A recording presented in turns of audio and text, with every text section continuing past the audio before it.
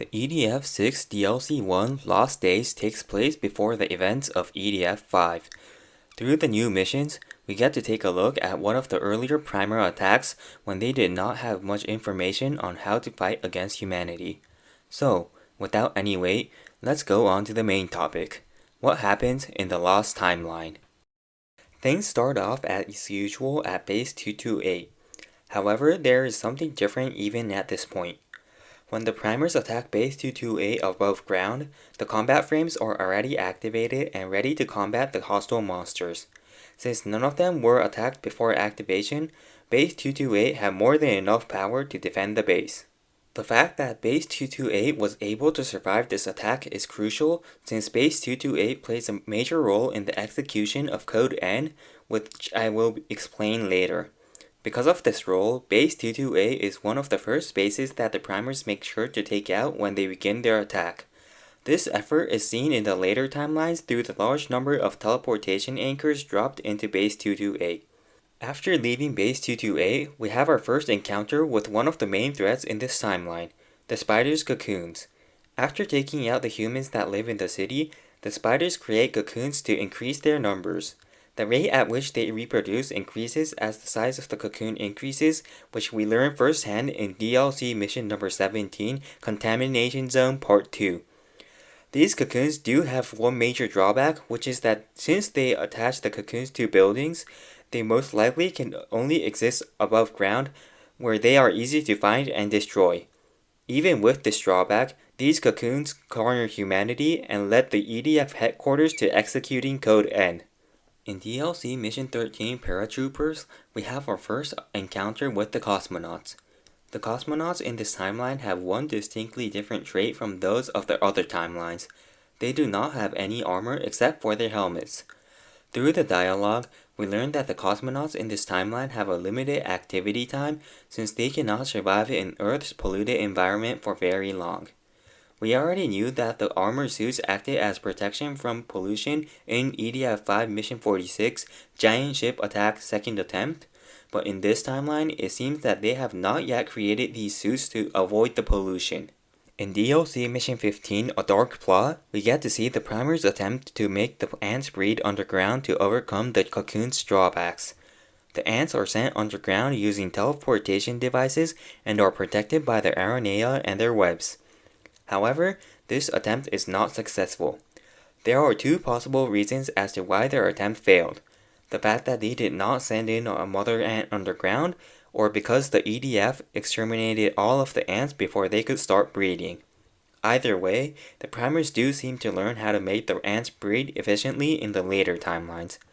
The fact that the primers also made the wasp breed underground in the EDF9 timeline further reinforces the idea that the primers wanted the monsters to breed in places where it was hard for humanity to find them. As time goes on, it becomes apparent that the rate at which the EDF was destroying the cocoons was slower than the rate at which the spiders were reproducing. Judging that humanity could not hold on any longer, the EDF headquarters decides to execute Code N. By executing Code N, the EDF launches multiple N6 missiles, which are most likely intercontinental nuclear missiles, to the cities that have been taken over by the spiders to exterminate them. This plan does not consider the lives of EDF members who are fighting in the area or the civilians who have not yet escaped and deems them as necessary casualties for humanity to keep on fighting. Code N is executed at least 2 times, with the first wave being launched from base 228 during DLC Mission 18 Code N, while the second wave is launched from base 235 during DLC Mission 19 Hellfire. During the first time, Storm 1 is at base 228 preventing the primers from stopping the missiles.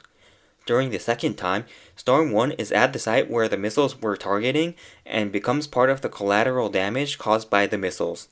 Since Code N largely changes the state of the Earth, the primers do not want humanity to execute Code N. This is most likely the reason why the primers attack the bases that have nuclear missiles first, including base 228. By taking out humanity's last resort early on, the primers limit humanity's ability to cause lasting damage that may affect the course of history. Now that we know the important facts and events that took part in this DLC, let's move on to the next topic. Which timeline does DLC1 take place in? This portion is heavily speculation based, so it's probably better to think of this part as just one possible theory. In my theory, this timeline is most likely one of, if not, the first timeline in which the primers attack humanity. This means that this timeline takes place even before Storm 1 and the Professor start going back in time. One point that leads to this theory is that Storm 1 does not meet the conditions required to go back in time. This is because Storm 1 dies as a result of Code N.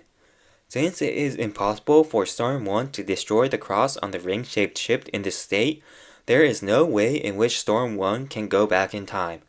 Another point is the Professor's dialogue in Mission 77 Visitor -- in which he implies that he does not have memories from the very first attack, since the reason he concludes the very first timeline was nuclear war was because he felt that the primers targeting humanity's nuclear arsenal early on was unnatural. If he had memories of the DLC timeline, he should know for certain that the primers target the nuclear missiles because humanity executed Code N in the DLC timeline. Through this, I think it is safe to say that both Storm 1 and the Professor do not have memories of this timeline, and that the DLC timeline was the first timeline that was mentioned in the Professor's theory. This theory also explains the title of the DLC, Lost Days. Since none of humanity remembers this timeline could be considered a lost timeline to humanity. Although the primer attack in this timeline is much rougher and not as carefully planned as the other timelines, it is the timeline in which we experience the threat of the giant insects the most. This is going to be the end of this video. If you still have any questions about EDF lore, feel free to ask in the comments and I'll be happy to reply. If you enjoyed this video, it'll be great if you could leave a like so that this video can reach more people. If you want to see more EDF content, I'll be making more videos about EDF in the future, so it'll be great if you could subscribe as well. Thank you for watching, and I'll see you guys in the next video.